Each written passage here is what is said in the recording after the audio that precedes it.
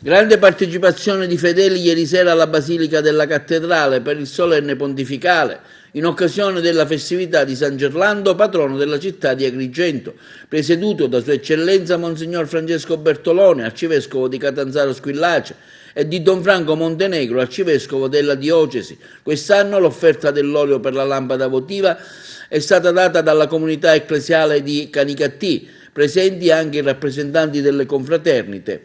Una settimana intensa di avvenimenti che hanno caratterizzato l'evento in città, con vari momenti culturali e religiosi, con l'inaugurazione di un percorso storico documentario per conoscere l'identità e la devozione e fare memoria del santo patrono. Con la messa pontificale di San Gerlando, che sarà presieduta da Monsignor Vincenzo Bertolone, che è il vescovo di Catanzaro Squillace, nonché il postulatore della causa di beatificazione del giudice Livatino. Concludiamo le festività di San Gerlando, il santo patrono, le concludiamo con il preludio già del mercoledì delle ceneri, quindi concludiamo con la festa e inizieremo poi il nuovo percorso che sarà di consapevolezza di quella che è la nostra fede battesimale.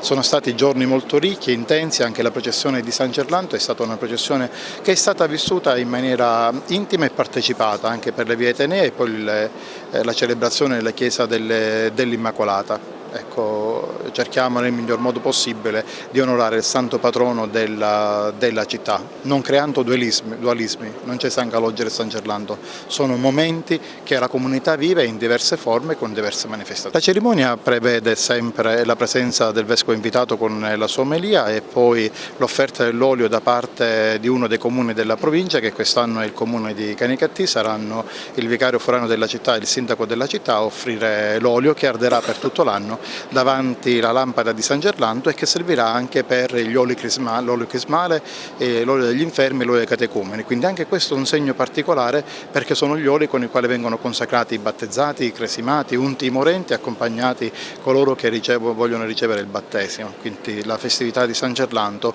è la festa della comunità nella riscoperta della fede. Sì, è un onore per la città di Canicattì e per la comunità ecclesiale della mia comunità partecipare a questa commemorazione del San Gerlando, il patrono del nostro capoluogo, un momento importante per la comunità ecclesiale della provincia, e siamo onorati di essere qui questa sera a rappresentare Canicattì. Il ricordare il patrono della città, e nel caso particolare San Gerlando, significa ritornare alla passione apostolica che questo vescovo ha messo a disposizione del popolo per ravvivare la fede in un contesto sociale difficilissimo.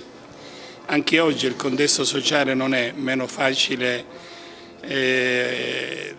di quel tempo, ma come Gerlando spetta a noi di essere testimoni autentici di Cristo, annunciando l'Evangelo, testimoniandolo con una vita semplice, umile, da veri servitori di Cristo e del suo Vangelo. Devo ringraziare Sua Eminenza perché ha voluto affidarmi questa causa.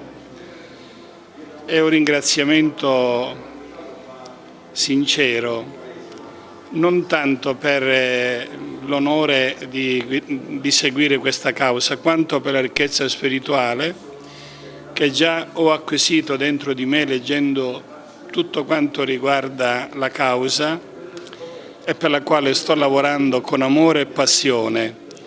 Vorrei dire a tutti: imitiamo questo servo di Dio che ha avuto grande fede, coerenza di vita e tanto coraggio.